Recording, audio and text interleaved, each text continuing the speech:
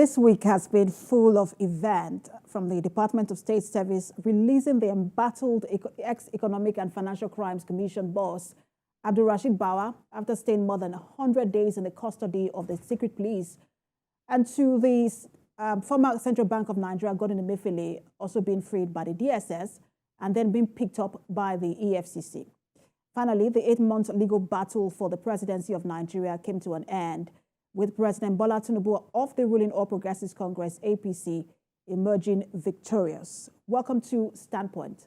I am Precious Amayu. The legal battles, which started in March when Atiku Abubakar, Peter Obi, the Allied People's Movement, that's the APM, and two others approached the PPC to challenge the Independent National Electoral Commission, INEC's declaration of Tinubu as winner of the February the 25th presidential poll. The INEC had on March the 1st announced that President Tinubu of the APC won the presidential contest ahead of 17 other candidates. However, the PDP and Labour Party criticized the ruling. While the PDP said the Apex Court has disappointed Nigerians, the Labour Party said that Nigeria's legislature and judiciary have been hijacked by the executive, warning that democracy is under threat and dictatorship looms. Now, let's talk more about this Supreme Court judgment, which has generated reactions not just within the country but outside the country, with many congratulating the president and others saying, look, this is not the verdict they had hoped for. So let's talk about this.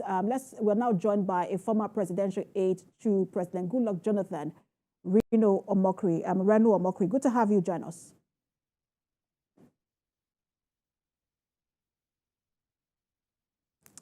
Right, Mr. Reno, I just want to confirm that you are there. Can you? All right. So we have now, let's now get to some of the reactions we're getting from the political parties. The People's Democratic Party has described the Supreme Court judgment as disappointing. Labour parties have rejected that court verdict as well, and they have asked the international community to defend democracy in Nigeria. How do you react to this? Well, my response, not a reaction, but a response is that if the opposition united in 2019 could not defeat the ruling All Progressive Congress, in 2019 we were united. I mean, how is it going to be possible for us to defeat them in 2023 when we were actually divided? If you read scripture, if you read Luke chapter 14, verse 31, Yeshua HaMashiach, whom some people call Jesus Christ, he asked a question. He said, what king going to battle with another king would not first sit down and find out if he can, with 10,000, overcome the other with 20,000? So if you consider that, if you look at what happened in 2023, we had Waziri Atiku Abubakar, who was the best presidential candidate, in my opinion, with the rump of the People's Democratic Party. And then you also had Wike, the governor of Rivers State at that time, with 4 other governors, Seyi Makinde, Ugwanyi, Ikpeazu, and Sam Ortom in what they call the G5. And then you had Peter Obi, who had gone with a huge chunk of our party votes. Because if you recall, since 1999 till 2019, for a 20-year period, the Southeast has been consistent and loyal, voting for PDP. And then you also had Rabi Musa Kwankwaso, the Kano strongman, and then he went to the NNPP. So all of that means that our votes were divided 4 ways. I'm not sure that it is the international community that my party should be appealing to at this point in time. What we should be doing is that we should be working on ourselves to bring about unity. Because what you have to understand is this: before and during the election, you have a candidate. You have a party, you have a candidate. You support that party, you support that candidate. After the election, whoever emerges and becomes president, especially when they've gone through a legal process, then you just have to support your country. You cannot keep on being in election mode for 4 years. So a winner has emerged. We've got to support our country. What we need to do right now is to give Nigeria a viable opposition, and then work democratically to unseat the incumbent president in 2027. I do not align with this, move by calling on the international community to save democracy. No, Democracy in Nigeria is not dead. It's very alive. It's thriving. And my position right now is that we, as the People's Democratic Party, we need to work on ourselves to make sure that we have a united house in 2027. And I want to get to, in just a moment, some of the details of that judgment with you, because I know you are also a lawyer. But I also want to ask you, because you have raised an issue of, look, the election, the litigation is over. It's time to now support this administration. But how then would you, or what then will you say to those? That's not what I said. I said the election is over. It's now time to support your country. I didn't say support. Absolutely. It's time to support. Apologies for that. It's time to support your country. But what then will you say to those who are still agitating, denigrating our judiciary, saying, look, the executive has hijacked the legislature and the judiciary, especially supporters of these political parties? They do not understand the judicial process. And I'm going to break it down to them. A lot of people are being led by social media, and some of the influencers on social media are very vacuous and unaware. In fact, they're actually illiterate of the judicial process. And then others of them have been paid by some of these people, especially Peter Obi of the Labour Party, or either paid in cash or paid in promises. And so a lot of what they're saying is tainted by their ambition. What you have to understand is that an appeal is not a new trial. An appeal is not a fresh case.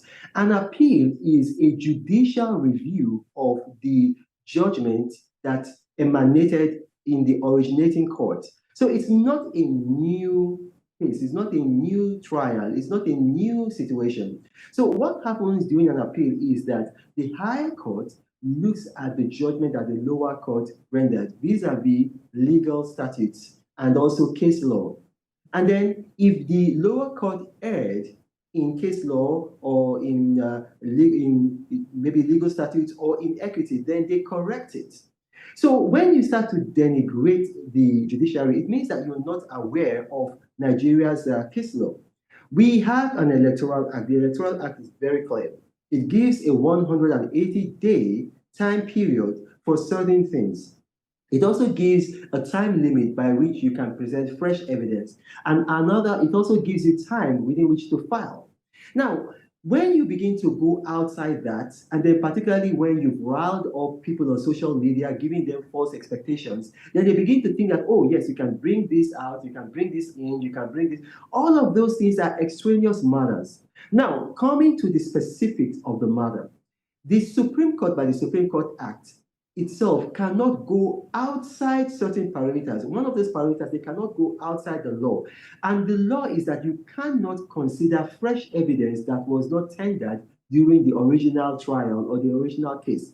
And even if you are going to tender fresh evidence, listen, on September 19, 2022, Reno Omokri, I went to Chicago State University. And I found out, without a shadow of a doubt, that President Bola Ahmed Tinubu, who was a candidate at that time, was admitted, attended, and graduated from Chicago State University. Not a female, a male, the current president of Nigeria. And internally, I told people within my party, look, this is something that is going to end in tears. Let's not go there. Let's focus on other things. And one of those other things that I suggested should be focused on is the drug case, which led to forfeiture. So as far as I'm concerned, I am, sad that my party lost, but I do not think that we can question the judiciary. I think that they did their job and they did it within the confines of the law.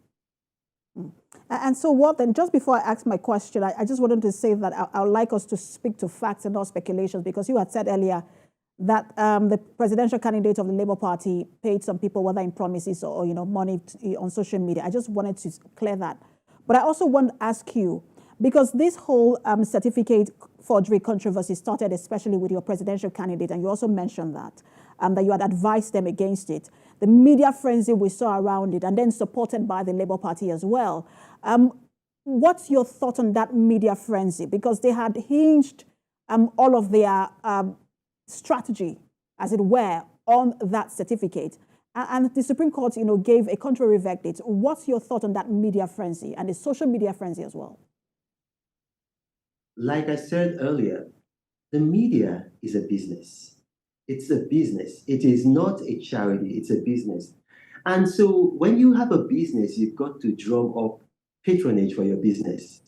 So if you have a case going well, if you have the Supreme Court and the Presidential Election Petition Court doing their jobs very well, that's not going to drive media traffic. So what you want is that you want the drama, you want to rile up the public, you want to instigate the public, you want to poison their minds. It's just, for example, I'll give you another recent example.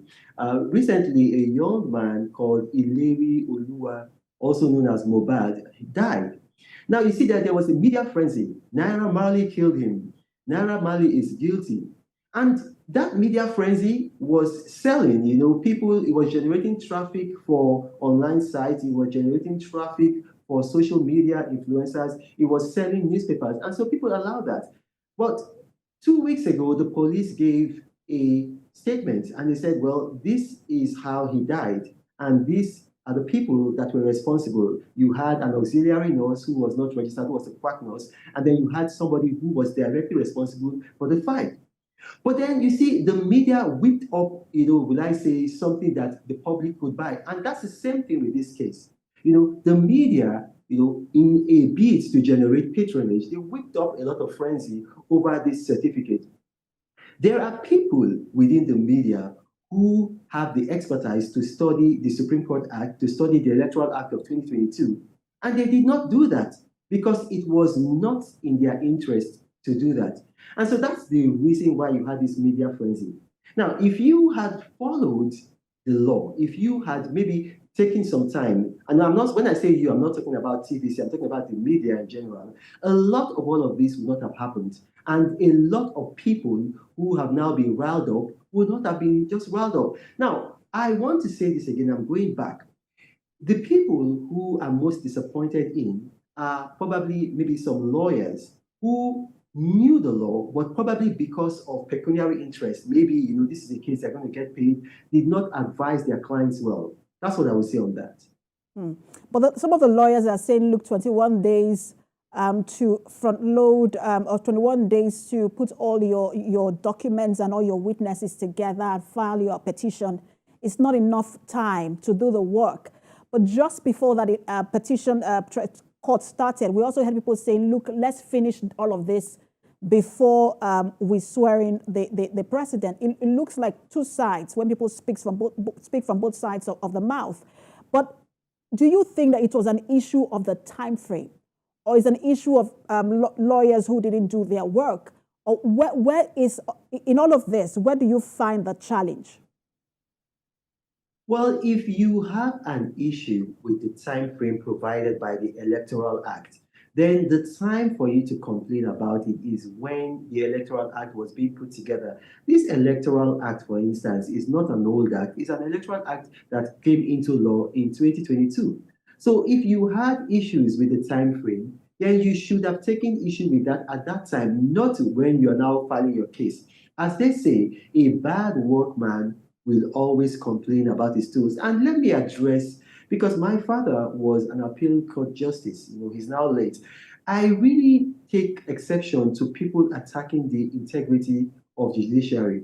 I heard some people saying that the Supreme Court brought the case forward in order to protect the president from the FBI files that were to be released. And that's ridiculous and that's silly, because the whole thing, the time frame, when you hear the case, the time frame within which you must give judgment is governed by law. Now, I'm going to give you an example. In 2019, the Supreme Court gave their judgment on October 31st, 2019. Now, this year, in 2023, the Supreme Court is giving their judgment. They gave their judgment, rather, on October 26th, 2023. So you can see it's within the same time frame. So when people begin to talk like that, a lot of our people, especially people who belong to some particular opposition parties, would like to believe these things. They imagine scenarios in their head, and then they believe the scenarios to be real. But when you're dealing with the law, you cannot look at perception. Perception is for media people. You have to look at facts. And the issue of the FCT status is also still generating reactions as well. There are people who still don't agree. But what do you make of the Supreme Court affirming what the appeal court had said earlier? Well, I think it's just common sense. The Supreme Court didn't have to affirm it. I don't even believe the lawyers who were, putting that as their case, even believed in what they were saying. How can you say that the FCT has more status than a state? If at all, the FCT should have less status than a state. Because the Constitution of the Federal Republic of Nigeria says that you must have a minister from every state. And then FCT does not have a state. So if FCT had the status of a state, or if they were equal to a state, then by the basis of that constitutional provision, then they should have had a minister. The FCT does not have to have a minister by constitution. So it was just silly. I think it was grasping at straws. It was desperation. And like I said, I think that probably the Nigerian Bar Association or the body of benchers should look into disciplining some of the lawyers that misled these great men to pursue, something that was frivolous and something that even people with a cursory understanding of the law knew that it was going to end up, in the way it did. I'm a member of the People's Democratic Party. I support Waziri Atiku Abubakar, but if you look at my public pronouncement, I said it right from time. I said, listen, this is not going to end well. I wish my party well, but the thing there is this, is that you cannot take a road going to Lagos and expect to land in Abuja. And you released a video just after that verdict was given by the Supreme Court, fulfilling your promise where you said that you would dance if the Labour Party loses this case in court. What's your grouse with a presidential candidate of the Labour Party? At some point, it looks like you were supporting him, but it also almost now seems like there is a U-turn, and you do have some grouse against him. That is false, and you need to be factual, Precious. I never supported him as the presidential candidate of the Labour Party. When he was a member of my party, he and I were friends, and I began, building him up because I had an agenda. My agenda was to suggest him as the vice presidential candidate to a friend of mine, Waziri Atiku Abubakar, which I did. Peter Obi, I'm saying this right now. If I'm lying, come out and expose me. Waziri Atiku Abubakar, if I'm lying, come out and expose me. I was the one who suggested Peter Obi to Waziri Atiku Abubakar as his running mate. In 2019, two people have shown satanic tendencies in this election cycle. The two of them, Vice President Yemi Osinbajo and Peter Obi. Why do I say this? Look at what happened in heaven. Satan wanting to be where God was, and then eventually it led to war in heaven, and he had to be cast down. You had a man, Yemi Osinbajo, who was made vice president by Bola Ahmed Tinubu because at that time in 2015, a Muslim ticket would have been destructive for the APC. So he was a placeholder. And then this man came out and then decided to contest against a person who made him politically. He was an ordinary lecturer. He was not known in the political circuit. He has no political might of his own. He was brought out by Bola Ahmed Tinubu, dusted up, made Attorney General of Lagos, and then made Commissioner for Justice, and also became vice president, and then he decided to bite the hand that fed him. That was an act of, I don't care if the man says that he's a pastor, that is religion, that is not godliness. That man is a satanic man in his behavior. Now, let me finish, please. Mr. Omokri, just hold on. Let's not attack personalities. I'm allowed to give my opinion. Please allow me to finish. Please, let's not attack personalities, saying someone is satanic. I'm allowed to give my opinion. Yes, but not attack personalities, please. Now, so coming to Peter Obi was somebody that was brought in to the People's Democratic Party. He wasn't a member of our party from the get-go. He came into our party, we brought him into our party, dusted him up, made him vice presidential candidate to Waziri Atiku Abubakar. And then this man now decided to contest against him. It was not Bola Tinubu that defeated Waziri Atiku Abubakar. It was Peter Obi that defeated Waziri Atiku Abubakar, because before the election, I told him, and when he didn't listen, I wrote it in my this day column. I said, listen, you cannot win the elections. You have no pathway to victory. The maths don't add up. The only thing that you're going to be doing in this election cycle is that you are going to divide the votes of the People's Democratic Party and make it impossible for our candidate to win. And indirectly, you're going to be responsible for the All Progressive Congress winning. And look at what happened. Look at the election results. 8.3 million for Bola Ahmed Tinubu.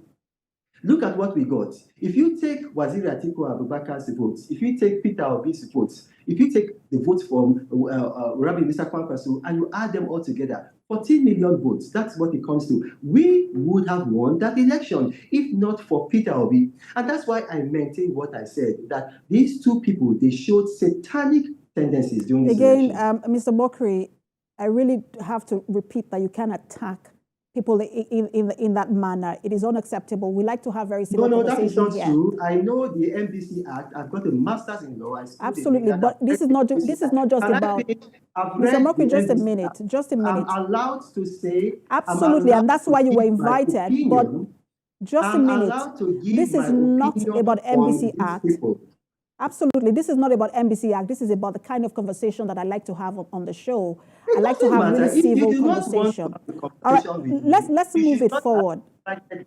This is not about the kind of conversation that you want to have. You've invited me to give my opinion, and I'm going to give my opinion whether you like it or not. Now, conduct this interview and make sure that you know that it is not about you.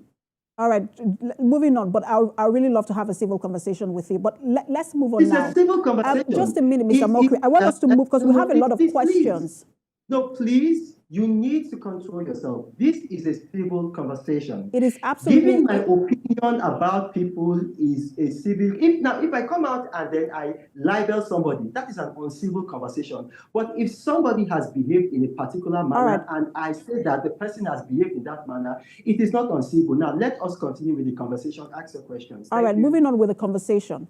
I wanted to also ask you, because you have said that these people, it was Peter Obi who defeated Atiku. But some people will say, look, that's a manner of, you're speaking based on morals and good conscience. That the Constitution allows him to run. And at that time, your party should have also zoned the ticket not to the north, seeing that by unwritten arrangement, it was time for the south.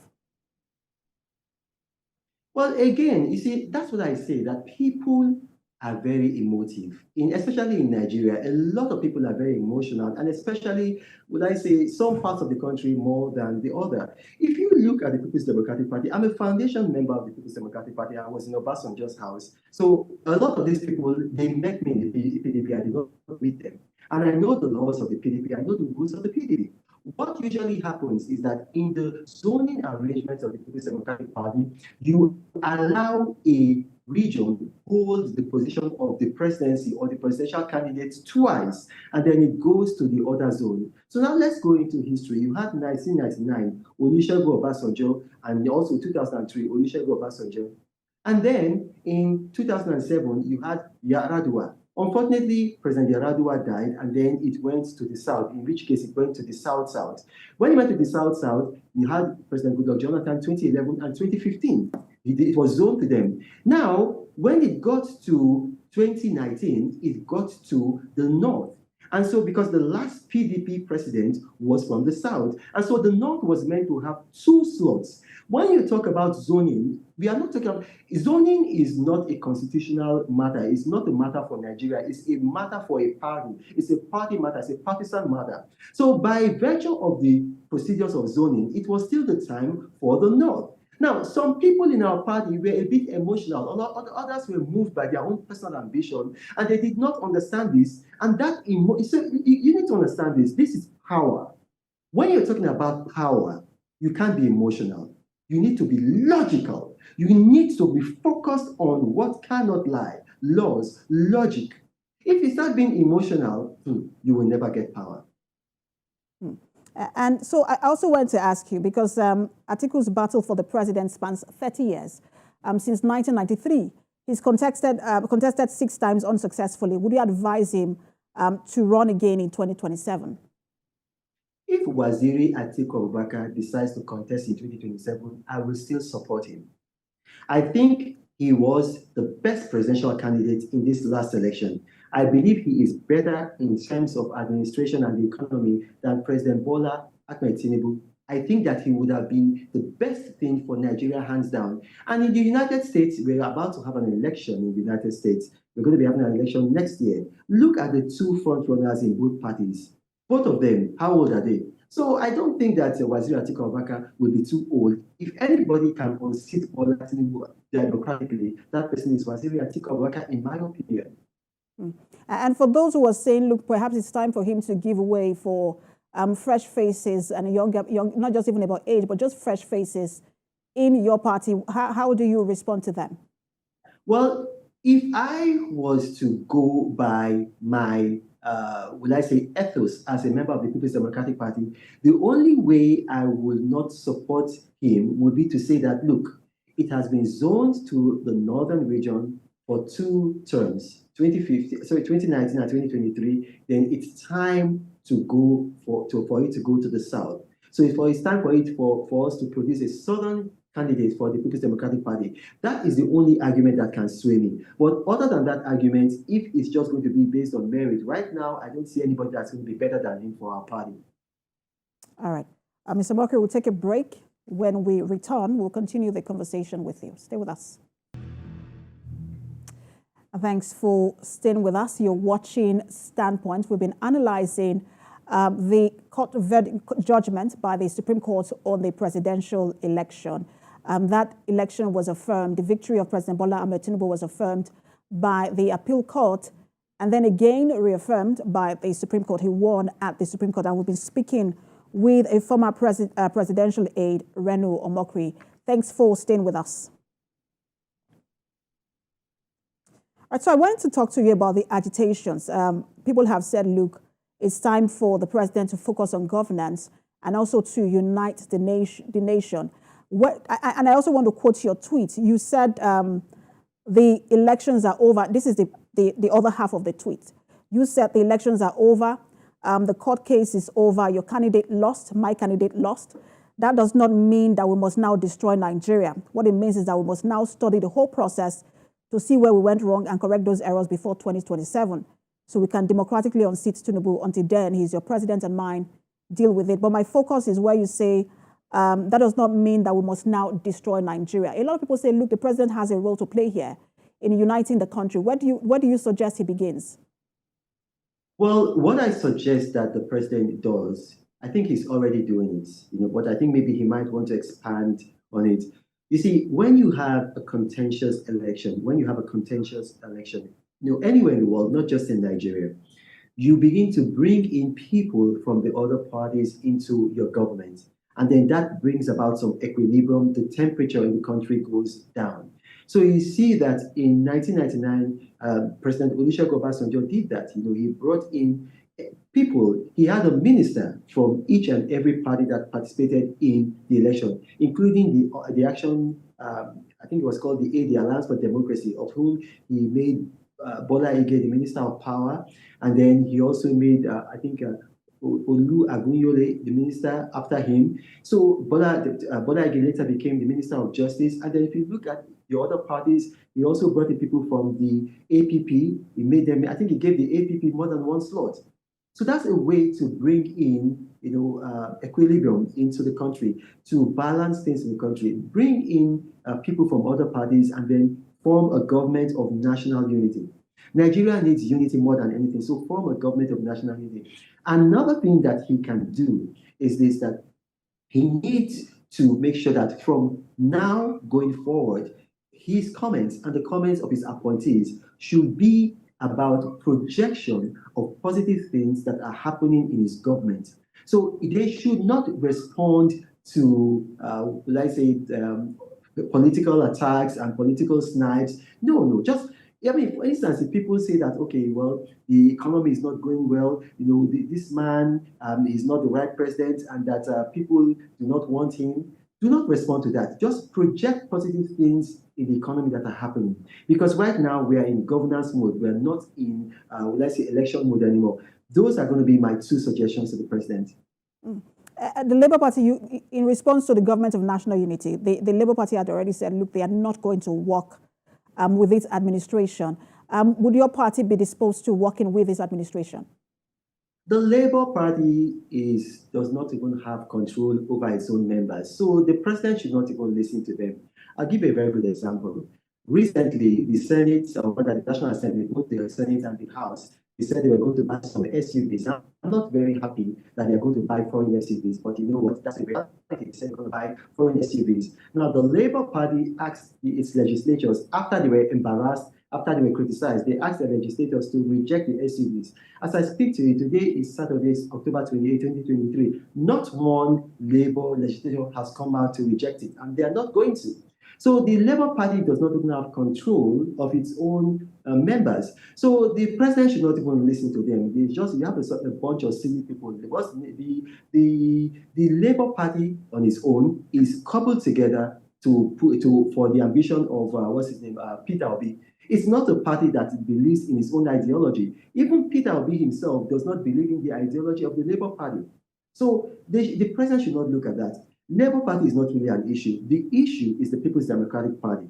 Once the People's Democratic Party can be, will I say, I don't want to say brought on board because, but once the People's Democratic Party has now understood that, okay, we've moved from electioneering to governance, it doesn't matter what the Labour Party is going to do. I can assure you of one thing. The current Labour Party, as presently constituted, is not going to last until 2027.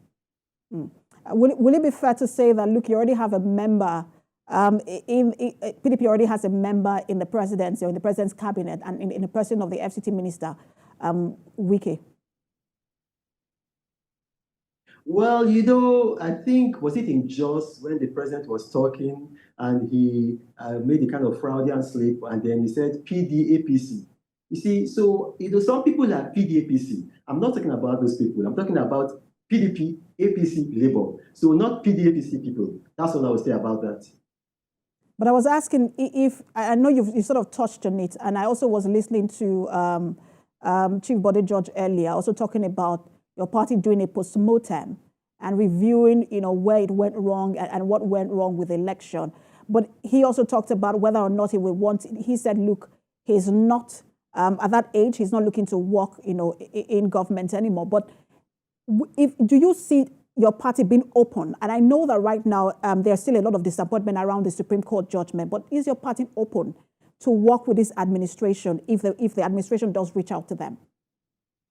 I cannot speak for my party, so they've got agents in place, and so it will amount to fraud for me to come here and represent myself as speaking for the People's Democratic Party. What you'll have to do is you'll have to invite them to this program and ask somebody from the party. All right, so what lessons can we learn from all of this, whether it's the election, whether it's the court ruling, the appeal court cases, the petitions being filed, the Supreme Court, issues around the certificate of forgery controversy? What lessons can we learn from all of this? What lessons we can learn? Well, one of that is that politics is war by other means. So you use the word civil. Let's have a civil conversation. Politics is civil, polite war, it's diplomatic war. And so you've got to be moved by logic. You've got to be directed and controlled by logic. You cannot be moved by emotion.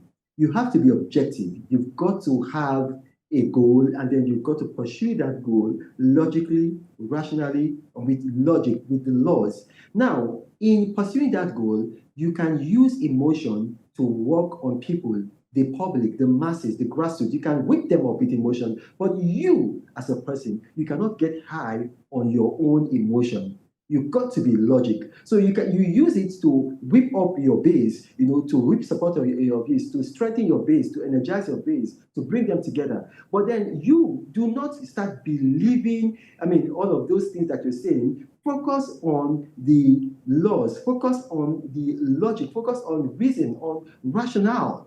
So it's just like, for instance, during war, you paint your opponent and you say, your opponent is this, your opponent is that. You dehumanize your opponent. All of that is just so that you want to build morale with your troops. But then at the end of the day, you don't go back and say, okay, yes, I said that my opponent is a coward. My opponents, they fight like women. And then you start to believe that, and then you don't prepare. And then you begin to be lackadaisical. You will be defeated. You use that to build morale, but then you do not get high on your own propaganda. That's what I would say that we should learn from this election cycle. And do you think that perhaps the presidential candidates did enough to call their supporters to order? And what role do they play now in ensuring that the nation is united? Well, I think President Bola Ahmed Tinubu and Waziri Atiku Abubakar did a good job in calling their supporters to order. If you look at what happened, I mean, this is one of the few elections that we've had where there was no violence on a wide scale, organized violence, where there were, when I say there was not that, what you saw post-election violence that you saw in 2011 and in some places also in 2015 and before that. The candidate who did not call his supporters to order is Peter Obi because he was afraid of them. He was led by them. He was not leading them. He was actually led by them. And so he allowed them. I mean, I had personal conversations with him, which he cannot deny because they were in writing. And then some of them, they were with witnesses. And then others, I wrote about them in my column. He did not call his supporters to order. And because of that, a lot of the conspiracy theories about this election actually came about by supporters of the Labour Party called obedience.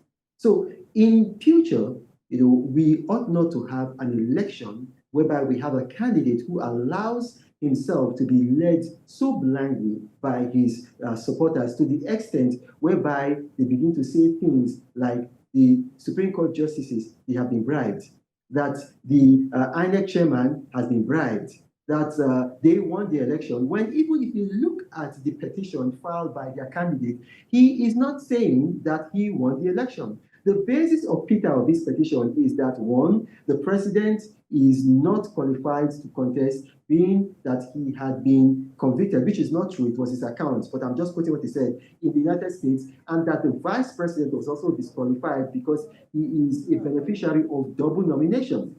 He did not say that he won, but his own people on social media and other forms of media, electronic print, were saying that he won. When in fact, because their when I say mantra was that we are going to reclaim our stolen mandate. How can you reclaim something that was not lost in the first place? And I just want to revisit that the certificate forgery controversy again before we move into some of the things that the president can begin to do, and get your your response to some of those things. But do you think that this is the end of that controversy? People still talk about it on social media. People still talk about it even in this moment. But do you think that that's the end, that perhaps this is where those candidates should leave it and move on? I went to Chicago State University myself, September 19, 2022. I had an interview with Arise News, November 20, 2022. And during that interview, the interviewer tried to put words in my mouth, lied, and I stood my ground. I said, even though it's in my own political interest to say that Bola Ahmed Tinubu did not attend Chicago State University, I'm telling you for a fact that he did. Move on to other things. Now, I'm going to tell you, on social media, people, supporters of Peter Obi, even before they became obedient, while they were still IPOB people and co, they had been saying that then president, not the current president, Muhammadu Buhari, died and was replaced by a clone named Jibril from Sudan. That controversy has not died till today. They still believe it till today. So if people like that can believe such a silly controversy, how do you think that they are going to drop this one? 20 years from now, they will still be talking about this. It is in their nature. So what you have to do is that you just have to move on. You cannot allow them hold the country behind. All right, so let's now get into some of the issues that, we're dealing with now in the country. One of them is the exchange rate. And we see how in the past few days, people have, especially those who run businesses, small businesses, have talked about the impact of that on their business. How do you suggest that this administration begin to deal with that very big elephant in the room? Well, here's the thing. Only people who are economically illiterate will begin to say that the Naira has dropped. The Naira has not dropped. What has happened is that the Naira has found its natural level because the Central Bank of Nigeria has stopped subsidizing the Naira. A lot of people are unaware that for the past 40 years, now listen to what I'm saying, 40 years, it became intense under General Buhari's government, but we've been doing this for 40 years. The Central Bank of Nigeria has been subsidizing the Naira. By the time it got to General Muhammadu Buhari's administration, the CBN was spending $1.5 billion every month subsidizing the naira. So what you were seeing was not the real rate of the naira. It was a subsidized rate of the naira. Under Abacha, Abacha pegs the naira.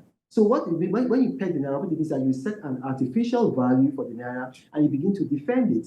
So if you go on social media, you Google me, you'll see a photo of me with Alan Greenspan, one of the best central bank governors ever in the world. He was the governor of the Central Bank of America, called the Federal Reserve Bank.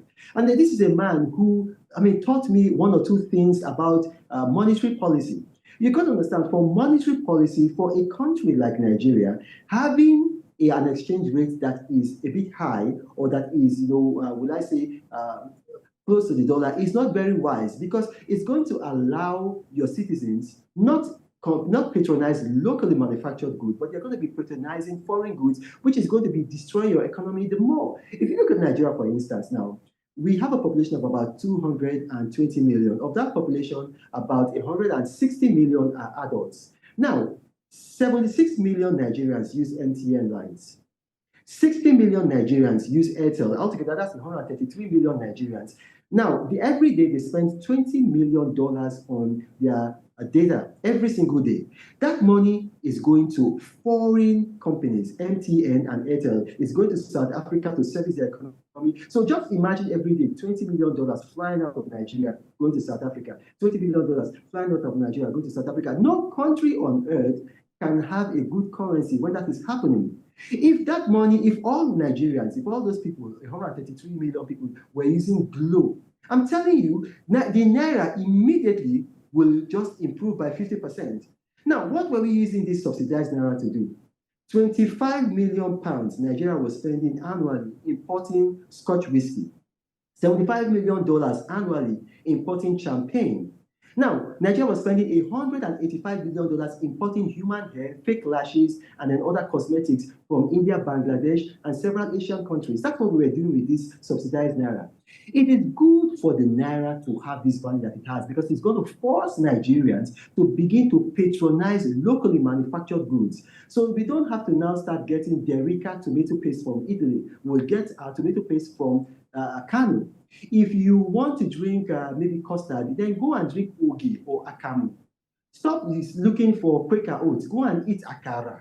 If you want shoes, go and buy a bar-made shoe or Kano-made shoe. If you want to drive a car, go and drive Innocent. If you want to go to London, fly Air Peace. That is how other countries are building their currency. It is not by pumping $1.5 billion that we don't have. How much are we spending in a year for education? Not up to $1.5 billion. And that is what we're spending each and every month before this administration came and floated the naira. That's what we are spending to defend the naira. It is wrong. I am not a member of the All Progressive Congress. I will not join the All Progressive Congress. I'm not about to join the All Progressive Congress. But what President Bola Ahmed Tinubu has done for the naira is the right thing to do. It is silly. How can we as a country be spending all our wealth on imported things, and then we are saying that, oh, government should come and fix naira? Who is going to fix naira for us? But we're at a place where some of these manufacturing companies have had to close because of the challenges they're also facing in the country. No, the enabling environment isn't there. Before we get to the place where we start to patronize our own products here in the country, it looks like we'll have to depend on importation. But what can the government do to create that enabling environment for businesses to thrive? Precious, that is not factual. What is happening right now, I don't know if you are a mother, I've got children. What is happening right now is this. When you wean your child of breast milk, for the first 3 months, your child will cry and cry and cry and do as if it's going to die and that it cannot survive and disturb you. If you give that child breast milk, the child will never get used to solid food. What Nigeria is going through right now, we are being weaned of our dependence on foreign goods and services. So it's going to affect us. What you're talking about, the Manufacturing Association of Nigeria, the manufacturing sector, I read their statement. They are not talking about an enabling environment. What they said is that inventory is piling up because Nigerians are not buying. And it is expected. It happened in Vietnam. Go and read what happened in Vietnam when they devalued their currency. Vietnam, in our own case, we are floating our currency. In Vietnam, they did not float their currency. They artificially devalued their currency. They had the same problem. By the time people, because what people are expecting is that, okay, if we begin to put pressure, if we begin to have little protests, bakers will have protests, fishermen will have protests, the drivers will have protests, maybe the government is going to change their mind. By the time the people see that the government is not going to change their mind, and that, look, if you want to make the naira go up, then you got to patronize local goods, then they are going to change and adjust to the situation on the ground. But until then, the government has to hold firm. And then if they hold firm, then Nigerians will adjust to the new reality.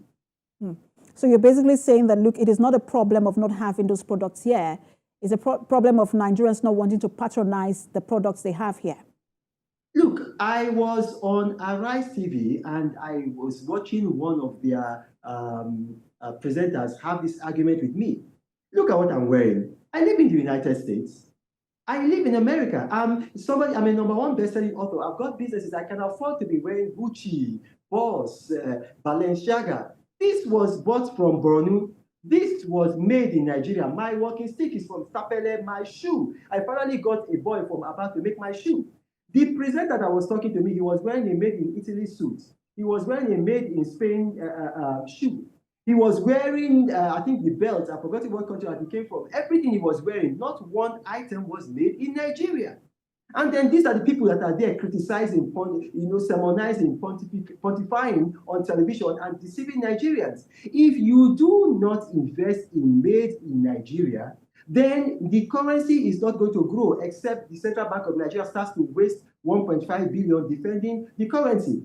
I built student hostels in Nigeria. I didn't have to, but I wanted to do that because I am a patriot. I want the currency to grow. I've got staff in Nigeria. I'm sending money to Nigeria. If we do not buy made in Nigeria goods and services, the naira will not grow. The same thing, if in England, they start to spend more of their money buying foreign goods and services, then the British pound will just collapse. It is just elementary monetary policy, the law of demand and supply. That's what affects a country's currency. So we should stop looking for somebody from abroad or somebody in Africa to come and fix the currency. We need to change our consumption habits, and that our consumption habits is what is going to bring the naira to a very good level. $20 million every day we are spending on MTN and Airtel. If that money starts to go to Glo, it will have a positive impact on the naira. If we stop eating spaghetti from Italy and start to eat Dangote spaghetti, it will have an impact on the naira. So let's talk about the fuel subsidy removal. While a lot of people agree that it should be removed, they think that some things should be put in place to cushion the effect on Nigeria. How would you assess this government in terms of that response to the removal of fuel subsidy? President Bola Ahmed Tinubu, if you are listening to me, consult Waziri Atiku Abubakar and borrow his plans and implement it. After all, you are now president. He had very good plans to put palliatives on the ground and then to increase the minimum wage by executive order, and then also to bring about CNG vehicles and then other forms of vehicles that are not dependent on premium motor spirits like solar energy, solar cars. That's what you should do. Now, you're president. Just borrow a leaf from the book.